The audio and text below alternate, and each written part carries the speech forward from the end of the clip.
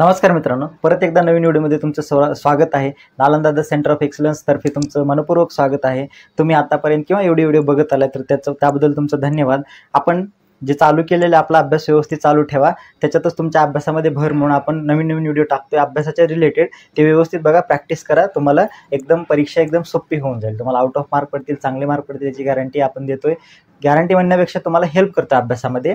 Problem आला तर comment बॉक्समध्ये विचारा आणि आपल्या मित्रांना हे शेअर करा, कारण काय होते आपले छोटे छोटे व्हिडिओज आणि इफेक्टिव्ह बनवते, कमी वेळामध्ये जास्त इन्फॉर्मेशन किंवा जास्त कॉन्सेप्ट तुम्हाला समजावे हा उद्देश आहे। म्हणून ह्या चॅनलवरती आपण अशा प्रकारचे अभ्यासाचे व्हिडिओ बनवते। त्यामुळे Nalanda the centre of excellence या चॅनलला सबस्क्राईब करा, मित्रांना शेअर करा।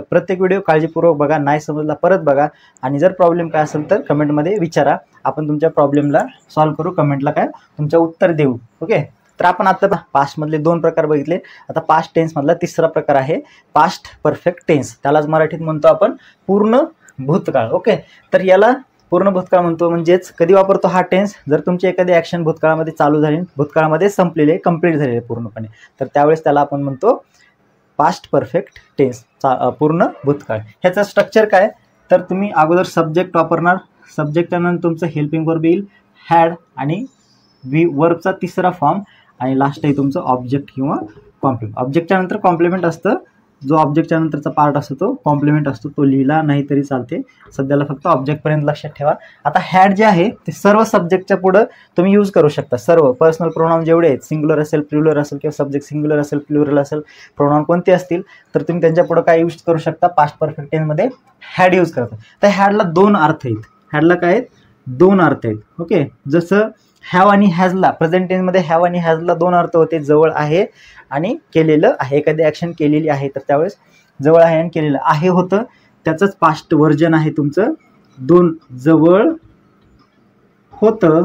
पास्टमध्ये काय, प्रेझेंटमध्ये जर असेल जवळ आहे होतं तर पास्टमध्ये होतं असणार आहे, आणि दुसरा अर्थ आहे केलेलं होतं। एखादं काम तुम्ही भूतकाळात काय केलेलं होतं किंवा केलेले होते किंवा केलेले होते असं म्हणणार तुम्ही। ओके, जवळ होतं आणि केलेलं होतं। एक्झाम्पल घेऊया, जास्त चांगलं समजेल तुम्हाला।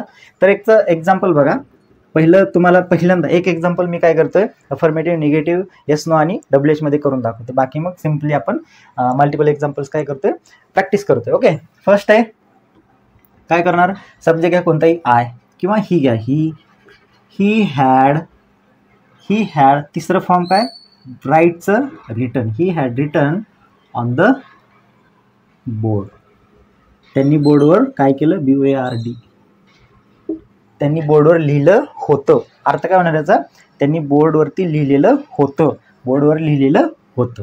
ओके, याचा निगेटिव्ह होणार आहे he had not written on the board, हे झालं तुमचं निगेटिव्ह वाक्य। ओके, प्रॅक्टिससाठी आहे हे, अफर्मेटिव्हचं निगेटिव्ह करायचं ते वेगळा प्रकार आहे, तो आपण नंतर बघूयात, सध्याला हे लक्षात ठेवा।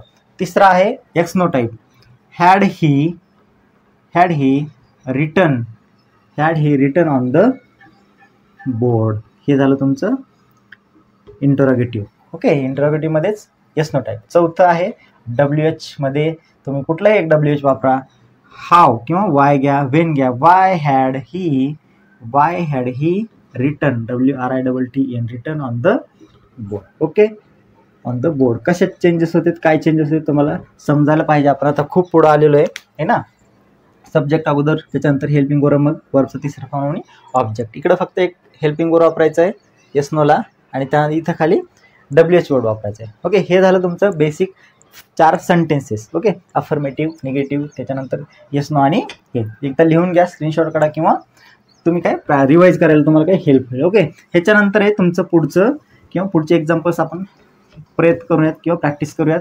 तर बघा, सरावासाठी म्हणून एक्झाम्पल घेतोय काही।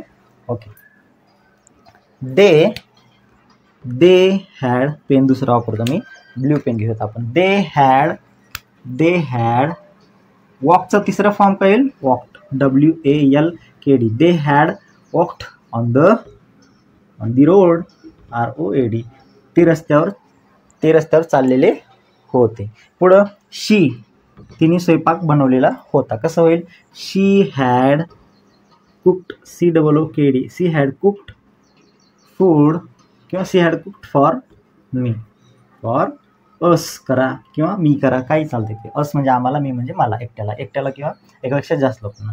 त्याच्यानंतर आहे आय हॅड. तुम्ही स्वतः आय हॅड. गोचं तिसरं फॉर्म काय, गॉन. I had gone. कुठं जाणार तुम्ही, लिहा home. I had gone home. मी घरी गेलेलो होतो. ओके. त्यानंतर यू घ्या. You had. कोणता वर्ब घेणार आहे तुम्ही, लर्न घ्या. You had learn, LEARNED. You had learn English subject, ENGLISH, English language. तुम्ही लँग्वेज घ्या, सब्जेक्ट घ्या, चालतं का, LANGUAGE, language. Okay. I had learn English language. Me English language शिकलेलं होतं. म्हणजे आता विसरले का, नाही. एकदा शिकलेली लँग्वेज कधी विसरत नाही. एकदा व्यवस्थित शिकायचं, पण ते कधीच विसरत नाही. अशा पद्धतीने अजून एक्झाम्पल घेतले. तुम्ही तुमच्या पद्धतीने व्यवस्थित एक्झाम्पल घ्या, फाइंड आउट करा. पुस्तकामध्ये कुठं सापडते का बघा. रोज प्रॅक्टिस करा. 2-2, 3-3, 4-4. एक टेन्स घ्या. त्याच्यानंतर एकदा परफेक्ट झालं टेन्स, कधीच विसरत नाही. मरेपर्यंत कधीच टेन्स विसरत नाही. एकदा फक्त प्रॉपर, जेवढं प्रॉपर आहे, जे गोष्टी महत्त्वाच्या आहेत ना, त्या गोष्टी एकदा शिकून घ्यायच्या आणि त्यानंतर ऑटोमॅटिक त्याच्यामध्ये डेव्हलपमेंट करत जायचं. ऑटोमॅटिक होत जाते डेव्हलपमेंट. एकदा बेसिक कळलं ना, तर ऑटोमॅटिक इम्प्रूव्हमेंट किंवा त्याच्यामध्ये अपडेट जे काही ना आपल्या नॉलेजमध्ये होत जातं. त्यामुळे बेसिक व्यवस्थित करायचं, बेसिक स्ट्रॉंग करायचं. हे बेसिक आहे सगळं. ओके. तर इथंपर्यंत आहे आपला पास्ट परफेक्ट टेन्स बघितला आपण. हॅड, आता ह्याचं एक हॅडचं म्हटलं, हे केलेलं आहे, ॲक्शन सगळे झाले तिथं. फक्त इन्फॉर्मेशनचं बघा काय होईल. 5वं एक्झाम्पल घेऊ, फक्त जस्ट फॉर जवळ होते हे कॉन्सेप्ट समजण्यासाठी. I had a bike. माझ्याकडे काय होती, एक गाडी होती. आता आहे का ती गाडी, नसणार आहे किंवा असणार आहे, कुठली पॉसिबिलिटी असू शकते. त्याच्यानंतर they had a big house. त्यांच्याकडे काय होतं, एक मोठं घर होतं. ह्याच्यामध्ये फक्त हॅड आलेलं आहे आणि मेन वर्ब आला नाही. त्यामुळं हे जे हॅड आहे तेच मेन वर्बचं काम करत असतं, बरोबर आहे. त्यामुळे ह्या वाक्यांमध्ये फक्त इन्फॉर्मेशन दिलेली आहे, ह्या 2 वाक्यांमध्ये. आणि ह्या वरच्या वाक्यांमध्ये सगळ्या काय इथे तुमचं ॲक्शन आहे. त्यामुळं ह्या दोन्हीमध्ये फरक आहे.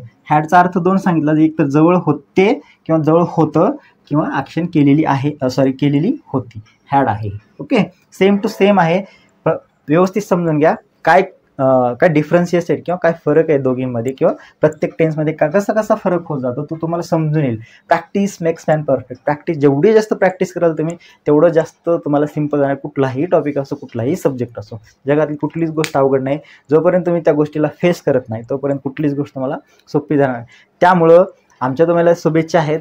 अभ्यासात प्रॉब्लेम आला विचारा, कमेंट करा.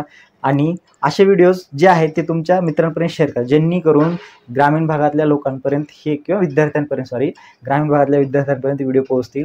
शॉर्ट बट स्वीट आहे. मी परत सांगतो की याच्यामध्ये जास्त डिटेलिंग नाही. बेसिक जे पाहिजे तुम्हाला एक्झामसाठी आणि तुमच्या नॉलेजला इम्प्रूव्हमेंट करण्यासाठी, वाचलेलं समजण्यासाठी, तेवढ्या गोष्टी आपण इथे कव्हर करतोय. त्यामुळं व्हिडिओ शेवटपर्यंत बघितला त्याबद्दल धन्यवाद.